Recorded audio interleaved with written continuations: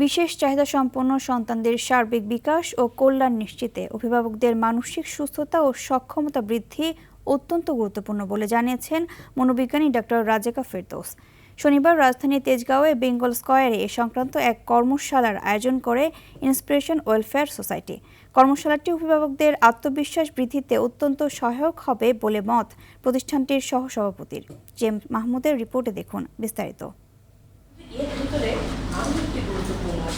শনিবার রাজধানীর তেজগাঁওয়ে বেঙ্গল স্কয়ারে বিশেষ চাহিদা সম্পন্ন সন্তানদের অভিভাবকদের মানসিক স্বাস্থ্য উন্নয়নে প্রশিক্ষণ কর্মশালা করেছে ইন্সপিরেশন ওয়েলফেয়ার সোসাইটি IWS।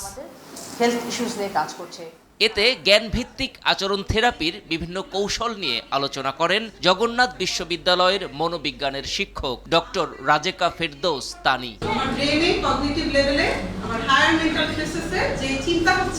প্রশিক্ষণ কর্মশালায় অংশ নিয়ে অভিমত ব্যক্ত করেন অংশগ্রহণকারী অভিভাবকরা।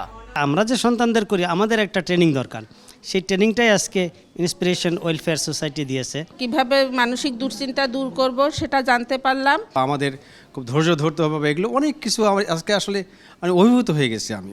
অনুষ্ঠানে IWS এর সহসভাপতি ও RTVর বার্তা প্রধান ইলিয়াস হোসেন বলেন, এ ধরনের কার্যক্রম অভিভাবকদের আত্মবিশ্বাস বৃদ্ধি এবং পারিবারিক পরিবেশ আরও ইতিবাচক করবে।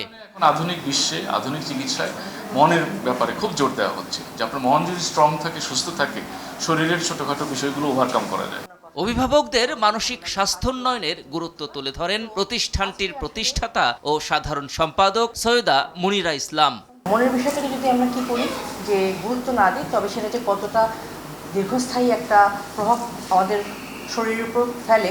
2015 সাল থেকে প্রতিবন্ধী ও সমাজের প্রান্তিক জনগোষ্ঠীর উন্নয়নে কাজ করছে ইন্সপিরেশন ওয়েলফেয়ার সোসাইটি। পরিচালনা করছে বৃত্তিমূলক প্রশিক্ষণ ও কর্মসংস্থান সহায়তা সহ নানা কার্যক্রম। উপকৃত হবে আমাদের বাচ্চারা। GM Mahmud, RTV, Dhaka.